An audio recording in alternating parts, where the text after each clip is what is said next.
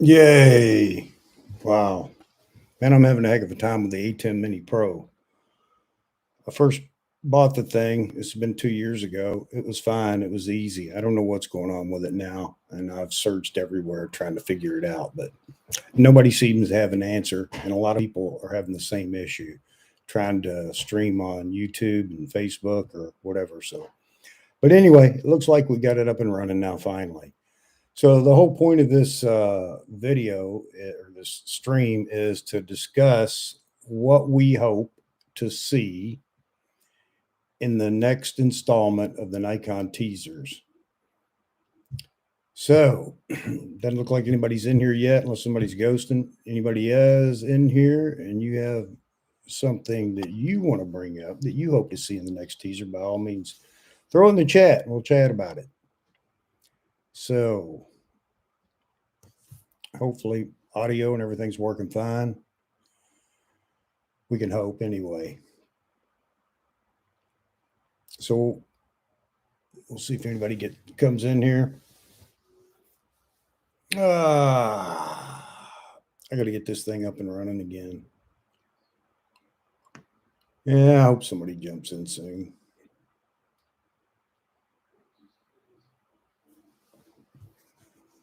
I know I'm not one of the big influencers, so I probably won't draw much of a crowd, but hopefully somebody will jump in here and we can chat about this. I know what I'm hoping to see. I'm hoping that it's going to finally, although I really believe it's going to be the last teaser, if at all, if not waiting for the actual announcement, the launch. But I know everybody's waiting to see the AF capabilities and the tracking capabilities. It seems that that's the only thing that's holding Nikon back, according to all the folks out there that are on the fence as to whether they want to stay with Nikon or move to Nikon or start into the Nikon brand, because Sony and Canon seem to be doing well when it comes to autofocus. I don't have a problem personally with my style of shooting. I don't have any trouble with the autofocus the way it is. But I mean, a lot of people seem to think that they've got to have that eye autofocus. It's got to stick to the eye, even when people are 30 or 40 or 50 feet away. I don't know why that is. I don't even know how you get anything to stick to the eye in that distance. All right, so somebody jumped in. As you folks jump in, by all means, uh, throw a comment in there. Let me know you're here. We'll get this chat started. I know all of us want to see what's coming in the next teaser. Well, that was it. Somebody was there and gone.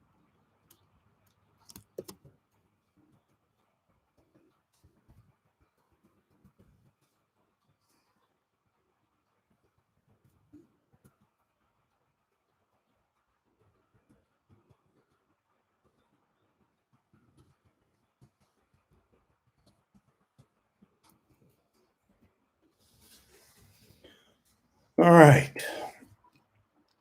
So anyway, I think that if we don't see something with the AF pretty soon, it's going to cause a whole lot more anger in the chats and everything else.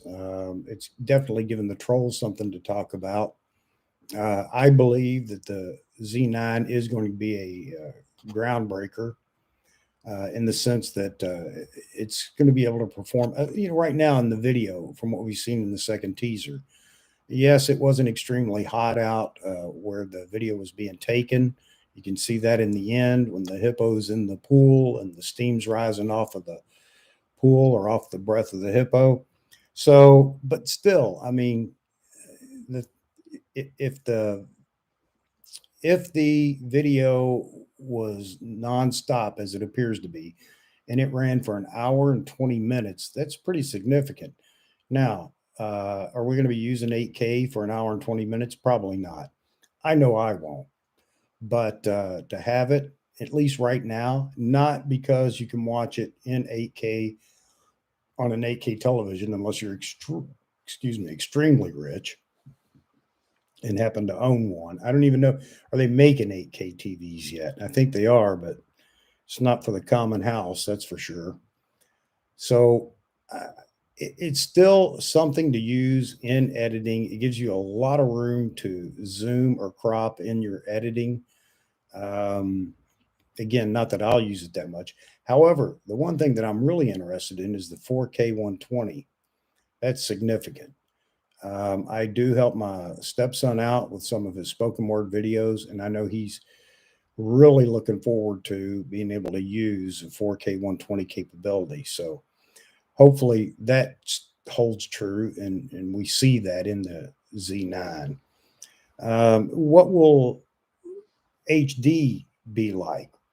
What will 1080p be like? Will that be 120 or 240? I don't know. HD 240 would be fantastic too for a lot of nice slow mo content in videos, but we'll have to wait and see. I expect the launch to be approximately a week after the fourth teaser. Hopefully that holds true. My next concern would be that if or when it isn't launched, is have the cameras already shipped? Because if they haven't, then we're going to be in for a long haul wait. And it's not just Nikon. Every manufacturer's in the same boat right now with the log jam of logistics at the ports. Unless Nikon or the other manufacturers decide to fill a charter plane and fly the cameras, the bodies around the world, I don't see us having it in our hands unless they've already hit the ports and hit it before the big log jam that we're seeing, especially out on the West Coast, which is where we would expect the shipment to start for us here in America. Hopefully we can get I know that supposedly the port out there is running 24/7 now. I don't know how long it'll take to clean up the backlog of everything that's there. Then you've got customs out there, US Customs looking at everything coming in. That's going to slow everything down as well. But hopefully, again, they were on a boat, they were delivered, and they're in the process, if not already in the stores. Uh, Typically, I would expect them to hit the stores about a week before the launch announcement. There are a lot of things that have to take place as soon as the camera arrives. Nikon launch teams, I don't know if they call them that, but I know they have Nikon representatives that go around to all the dealers that are going to be handling these, especially the large dealers, to make sure that all the questions are answered. They have all their talking points and they're ready to go before the thing is actually placed on display and ready for sale. I do want to thank B&H for their posting the announcement of the development of the Nikon Z9 back in March, because that allowed me to talk to my brick and mortar store and ask if they would start. I asked first, do they have a list for the Z9? And they were a little bit perplexed because they hadn't heard anything. And I explained that B&H had it up on their website as coming, and they checked, and sure enough, they said, okay. So they started a list for the Z9. So thank you, B&H, for dropping that out there early. It definitely got me hooked up with my brick and mortar store. And hopefully, again, these things were shipped and we're going to see them pretty soon. I was just waiting for some people to jump in here and maybe make a comment and talk about what they expect. And the next teaser, I wish they would do something with the AF and the AF tracking, because that is the bee in the ointment there, no doubt about it. Everybody's talking about AF. Nikon is just the bad boy on the block based on all the other influencer reviews because of the autofocus. As I said earlier, I don't have a problem with the autofocus. It doesn't bother me in what I do. It's fine.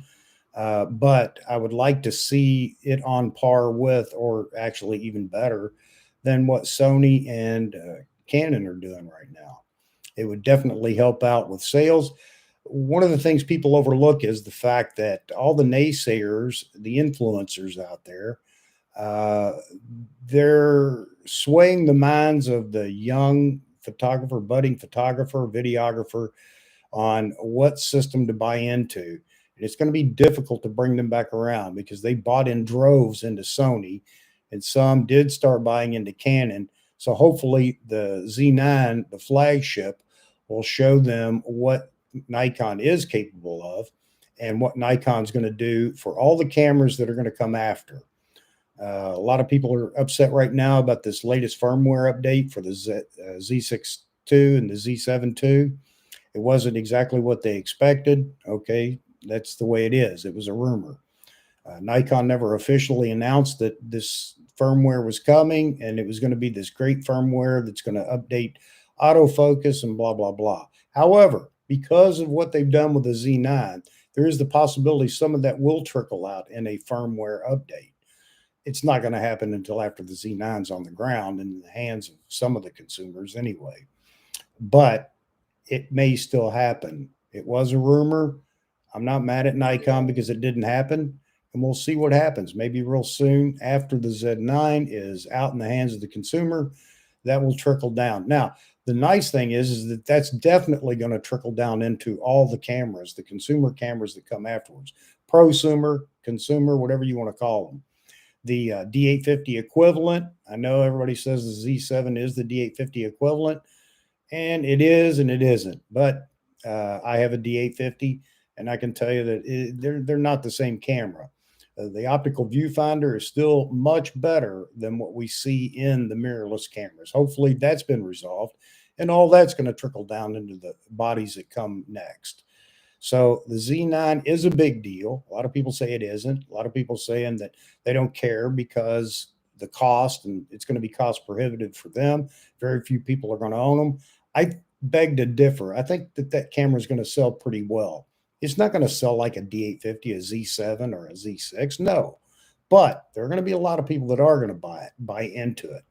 What it does is it sets the tempo for Nikon, and it shows the young shooters out there what Nikon is capable of and what they can expect into the future. If they haven't bought into a brand or they're not heavily in a certain brand, then maybe they'll consider Nikon as well. Do I want Nikon to be the number one on the charts for sales? I don't care. That's not the point. However, what I do care about is Nikon continues to produce enough revenue so that the R&D continues. Without revenue, R&D starts to slip, and then we wind up with a brand that's just doing so-so.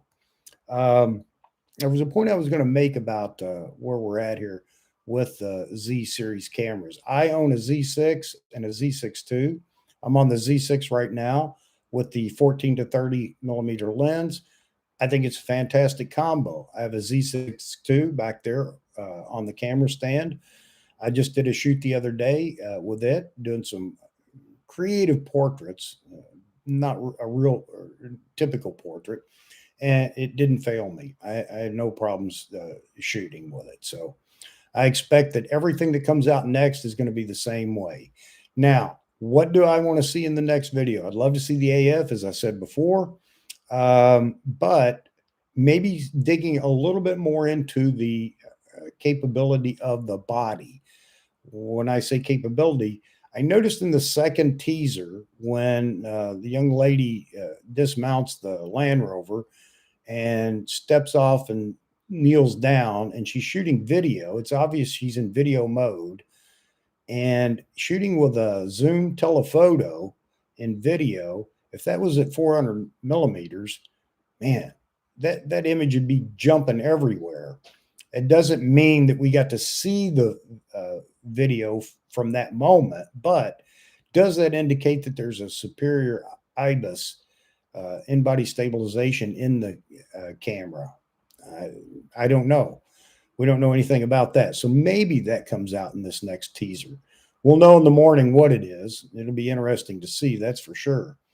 I would also like to see a little more teasing about the lenses.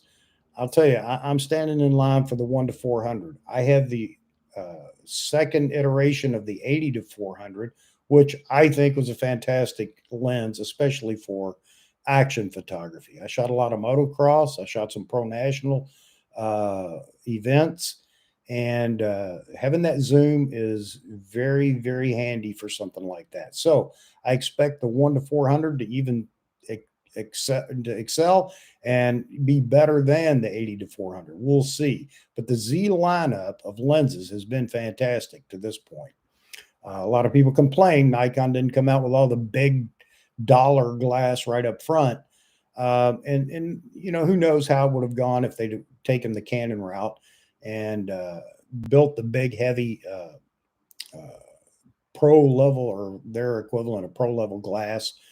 The cost would have probably hurt a lot of people jumping to the mirrorless system. So I think Nikon took the right approach. Now, are all the Z lenses going to be as good? I don't know. But so far, everything that they produced has been real good.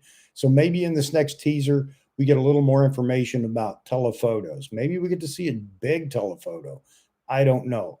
But one of these two teasers coming up has to be something with action photography, be it wildlife. I know they're a little bit different. And it could be a wildlife video. I kind of you know, maybe the photography side. We've seen the video side of wildlife, maybe the photography side of wildlife. So we'll see. We'll see what happens. I'm hoping the 1-400 is definitely highlighted, only because that's what I want. It doesn't mean it should be the next lens, but it's the lens that I want to go with my Z system. I will definitely be buying the Z9 unless there's something crazy that happens between now and launch. If it comes out at an incredible price that's just way too high and outside my budget, because I've been saving for this for a while. I sold my D5 just to buy this camera body. There's nothing wrong with the D5. Before anybody jumps in and says, well, what was wrong with it? Nothing at all. But I am moving into the mirrorless system. I could wait for another 5 years, yes, but I choose to start now. And the Z9 is the next camera body on the list for me. So hopefully somebody will come by and see this thing, see my rambling, and drop in some comments about what they hope to see in the next teaser. Maybe it'll be some action photography in the teaser that comes out that we get to see in the morning. I expect it to be out in the morning just like the last two. It's going to be interesting. You know, it's going to be a ride with Nikon. I've been with Nikon for a long time now. When I left film, I went to Nikon, and I've enjoyed the ride so far. I haven't been particularly proud of their marketing strategies. However, their products have been top notch. Oh, I know what I was going to say. So Sony's getting ready to drop the A7 IV, and it's supposed to be a pretty phenomenal camera looking at some of the specs that have been leaked. And I think that's great. You know, that's fine. Let Sony do their thing. Sony's been in this now, what, 10 years if you go all the way back before the A7 series. And look where they're at. Look at where Canon and Nikon are. They're 2 years or so into this and already have caught up to Sony pretty much. Some will argue Nikon hasn't. Well, they have, other than just the AF piece. And I don't even know if that's that big a deal. I don't know if there's that much of a difference, but Nikon has done an incredible job of catching up quick. So is Canon. So if that's an indicator, Sony might want to step back, or the Sony fanboys might want to step back a little bit, because if Canon and Nikon can catch up this quick, there's no reason why they can't just blow Sony and their tech out of the water. So, but we'll see what happens. Again, I'm not in it to say my camera brand is number one, selling number one, and blah, blah, blah. I just want Nikon to stay in business, which I don't think they're going to go out of business, but I want them to have enough money in the coffers to keep the R&D going, because they do a phenomenal job in R&D in Nikon. And the glass, I'm extremely happy with. I don't need a red ring lens. I like everything that Nikon produces so far as glass goes. So with that said, unless anybody or somebody has a comment, I guess I'll wrap this thing up. I'm just hoping tomorrow, maybe action photography, maybe get a glimpse of another lens even, or more of a peek at the 1-400 maybe, and see what the capabilities of those lenses are. I really don't know what to expect tomorrow. I think AF will be the last teaser, and it could be something that they really hold on to until launch, and we get to see all the videos that have been made recently out in the field using the camera and whatever lens they choose to launch with it. So going to be very interesting. All right. Any comments? Drop them in the comment box, and hopefully, folks, we'll all be extremely happy in the morning. That said, everybody have a good night, and thanks for dropping by.